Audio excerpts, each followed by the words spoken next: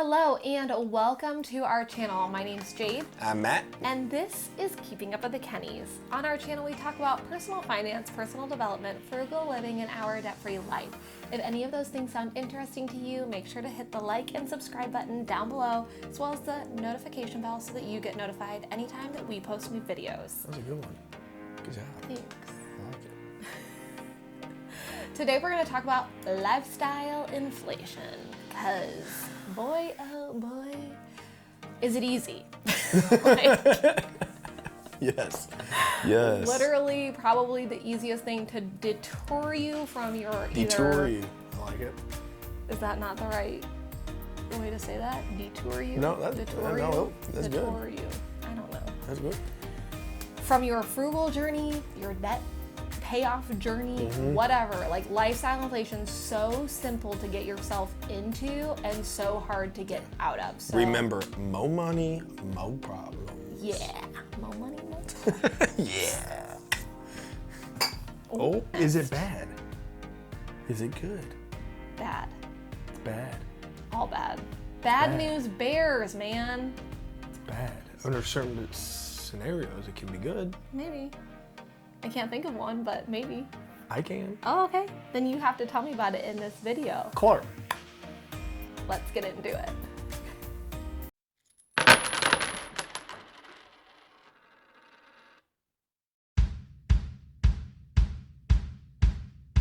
So first off, what is lifestyle inflation? Lifestyle inflation is you make more money, you spend more money. You inflate your life to your new salary. That's pretty much all it is. It's all of us know somebody who did this, or we were that person. We got out of college and then you buy the new car. They immediately start spending. You start spending the paychecks that are rolling in. I did this. My very first, very easy probably to 3 do or it. 4 paychecks that I got, Victoria's Secret has them. Like, all of it. I bought myself new underwear, new bras, new leggings. Like, every time I wear them, I'm like, this is like my first 3 paychecks as a nurse. Like, it's ridiculous the amount of money that I spent in there. Because I've always bought used things, used clothes. I've never Not bought underwear and bras. No, you didn't buy huge underwear and bras. That is That's true. why apparently she had to spend all of the monies on Victoria's Secrets. I'd never had like Works just fine. fancy things, and I was like, now that I have this big girl job, like now I want to go spend money on myself. And then I spent thousands of dollars, literally thousands. Like, it makes me sick to think about it. But this is why we have this channel, because then we can teach you, like, if you're getting out of Yes. college or whatever, like, put a break on all of those things that you're like, ooh, now that I have money, I want this and I want that and I want this and I will want say, that. learn from our mistakes, but there are you out there that won't do that, and you're gonna have to learn from your own mistakes. That's true, but we just share our mistakes with you guys so that hopefully you don't make the same you can ones avoid them and you and save thousands all the of money. dollars and not buy yourself $1,000 worth of new underwear. Like, Yeah. do you need $1,000 underwear? No. That's expensive underwear.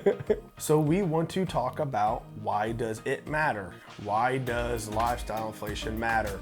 If I make more money, I deserve to have a better lifestyle.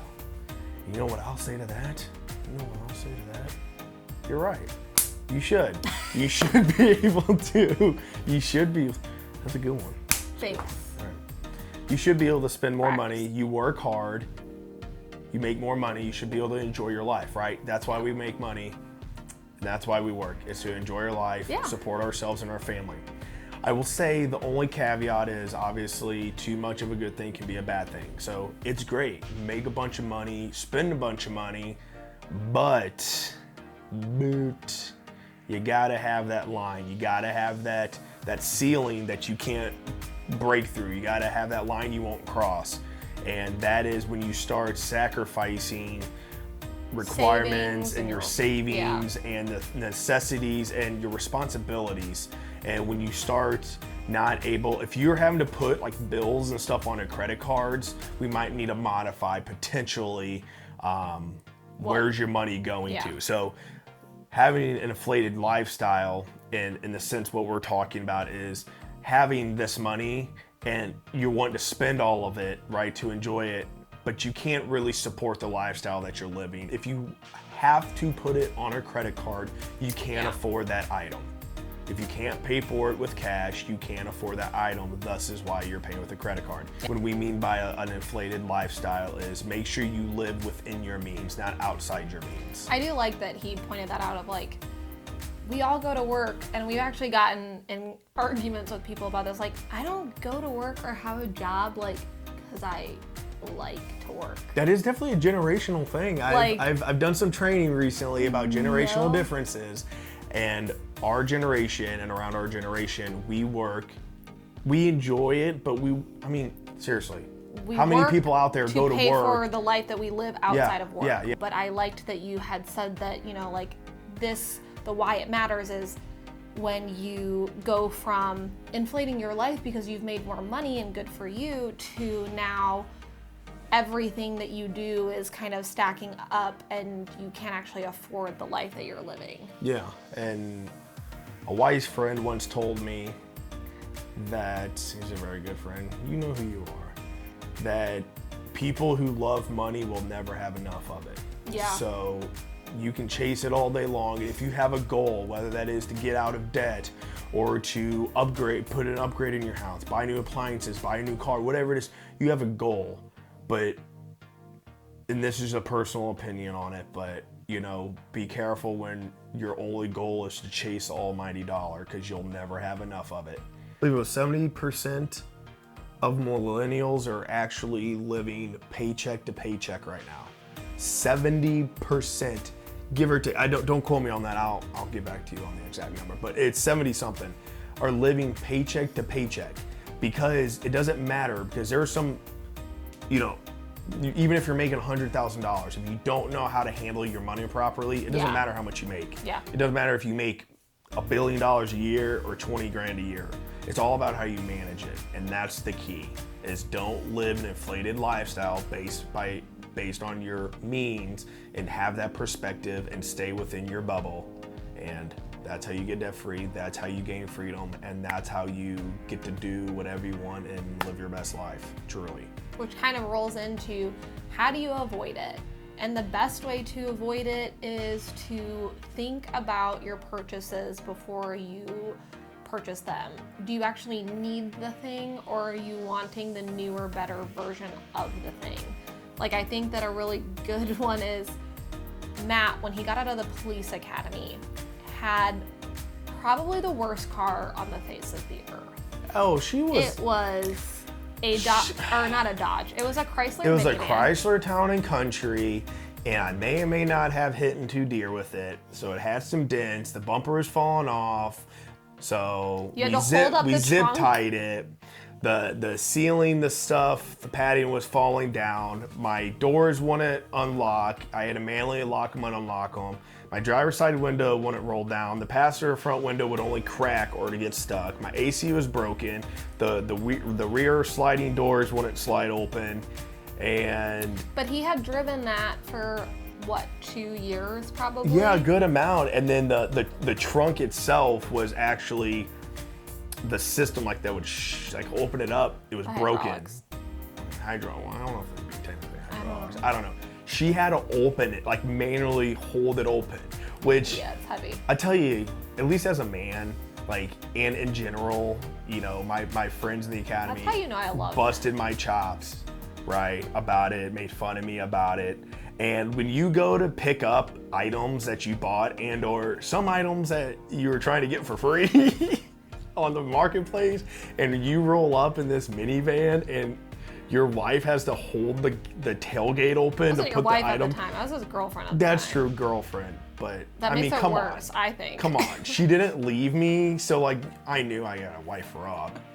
She's not gonna leave me over that. But anyways, I did want to say a good example of that too is we're actually, we're currently house hunting. Hold on. But as I was saying, before he switches off the car, yeah, I thought that he should keep driving that car. And Matt lifestyle inflation kicked in. He wanted It a did, new car. but He's gonna justify it. no, like he no, did no. at But the time. transmission was going out. It was, and that's why. That's the only reason I stopped driving that car was because the transmission was going out. So I was trying to. Actually, what I was trying to do was before it was completely dead and wouldn't drive, I was trying to get it as a trade-in. I was trying to get some money out of it before, so I could say that it was still drivable. Yeah. But like my mechanic said, like it's going and it's going soon. So I took it to the dealership. I got $700 for that sucker. So whatever. It's true. I don't know. They bought it sight unseen. They did. Suckers. We told them there were cosmetic flaws. No, they asked me questions. Is this wrong with it? Very specific questions. What is wrong with this? Is there rust? Yes. Is there this wrong with it? No. Is this wrong with it? Yes. I didn't offer any information. I answered the questions they asked. And then we Not dropped off my the keys problem. and ran away the next day. It's true. I literally tossed them the keys and I left. But that's a way that, you know, I feel like so many people, like how lifestyle inflation kind of first creeps in as they get that first job. It does, yes. And they go from the cruddy car that they had in college, or That's maybe it common was their in my very line of work, too. first car, like their car that they had when they were 16, and now they have a job, so Yeah. now they deserve, like they went to school for all this time, and now they deserve this Audi or this, you know, Jeep Wrangler or whatever. And it has nothing to do with whether or not you deserve it. I'm sure you do deserve it. You worked hard. I'm sure you do deserve it. But you also deserve to But not be in debt. And yes, you'll be happier. You'll gain more happiness from being debt free than you will from that short period of time. the dopamine rush of getting the thing you want. Yes. Yeah. Yes. And so avoiding it kind of just is a lot of checking yourself. You have to it's a constant thing. I mean, I do it before every purchase. Like I needed new face sunscreen because I'm almost out, like I'm getting like the last few squeezes out of mine. And the other day I was like, do I need to spend this $13? Yes, she does.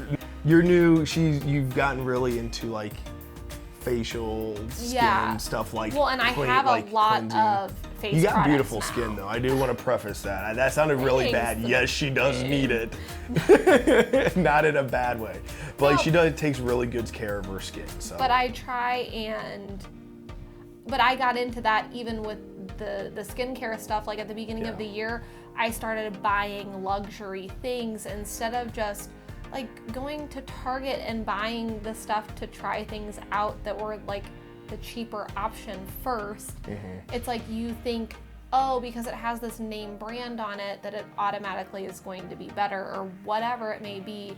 You know, there's just so many things that it's just a constant thing. Like I still have to do it even after we've paid off all of our debt, we've saved all of this money, we're doing all of the right things.